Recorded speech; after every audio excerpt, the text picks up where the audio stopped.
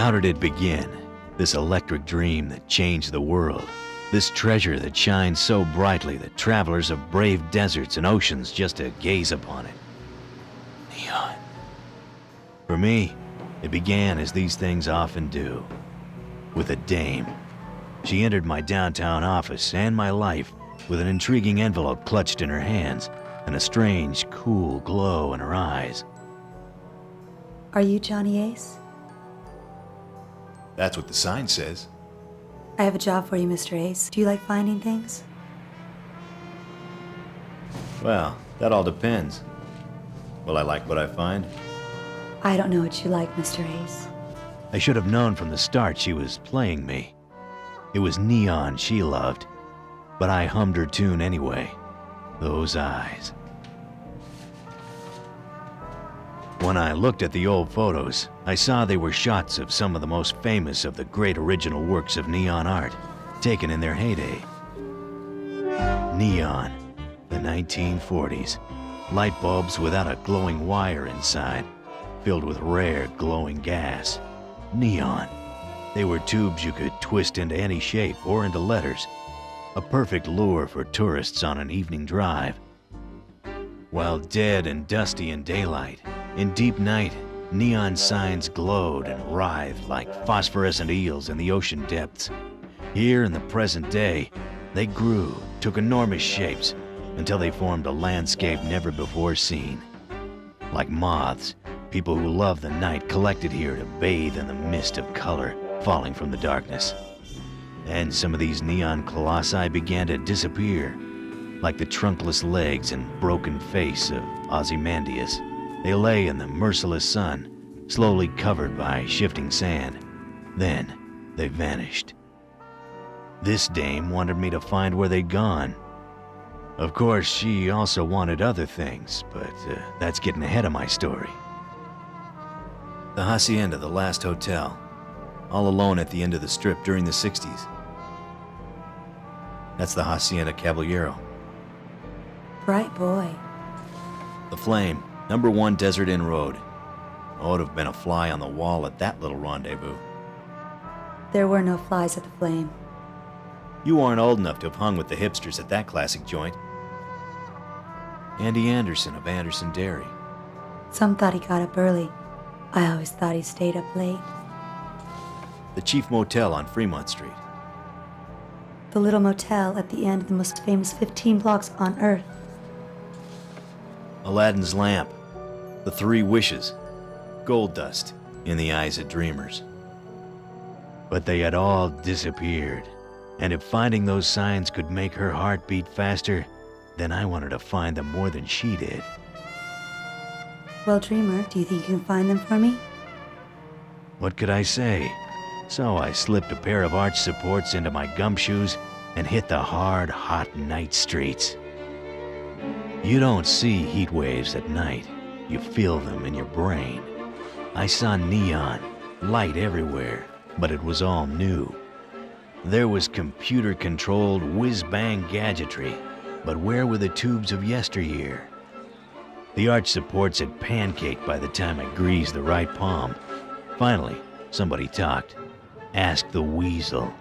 You can find him in the Arts District, they muttered. The new center of the Las Vegas art scene. A massive refurbished warehouse on East Charleston between Casino Center and Main. This was the Arts Factory, and it had pulled together some of the most promising art organizations in the valley. But that's another story. The Weasel was here. He sticks to the Arts Factory like old paint. He peeled off the building as I came up. He knew what I wanted. I believe I may be of some assistance, Mr. Ace. This pamphlet might hold the key. From his grubby mitts, I took the answer to a tech's hopeless prayer. How had I missed it? I'd been so close. The lights of the Fremont Street experience had dazzled my tired brain.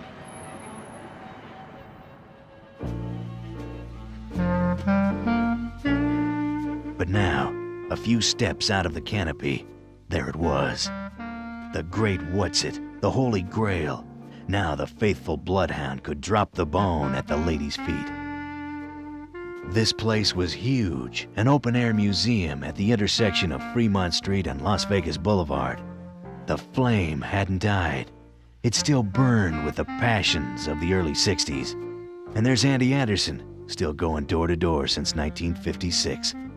Say, Chief, one of the oldest signs still standing proud since the early 40s. Somebody must have rubbed the lamp, because these aren't caved-in hulks. They're like new.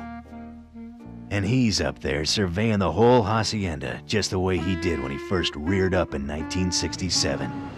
Who did this? Where are the guilty parties? Clearly identified on plaques beneath the signs.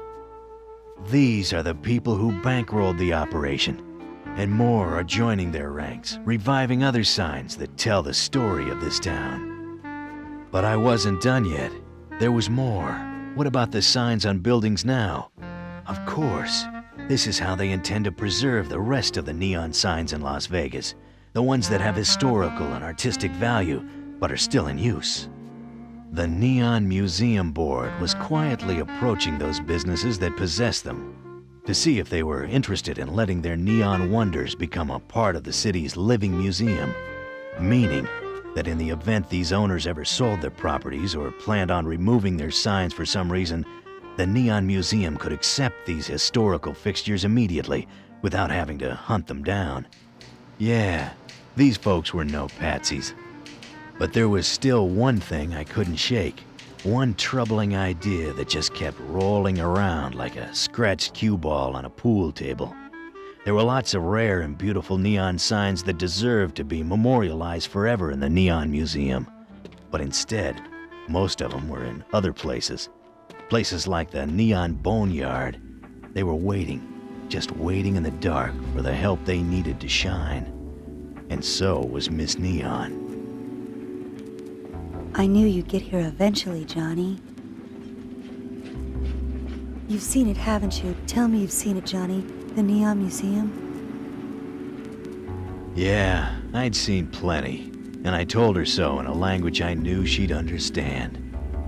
I knew I'd been used. She strung me along from the start, and led me by the nose every step of the way. But that didn't matter. She must have always known that once I'd seen the Neon Museum, and the dark promise waiting here at the Neon Boneyard, I'd have to help. Now, there was no denying it. Johnny, will you help me save these beautiful pieces of the past? They're not just signs. They got style like you and me, Johnny. They're works of art. She was right. Here in this topsy-turvy merry-go-round that is 21st century Las Vegas, the past glows in signs. The colorful memories and light of every soul that ever gazed upon them. It had taken years of negotiations, planning, and collecting to bring the Neon Museum into existence.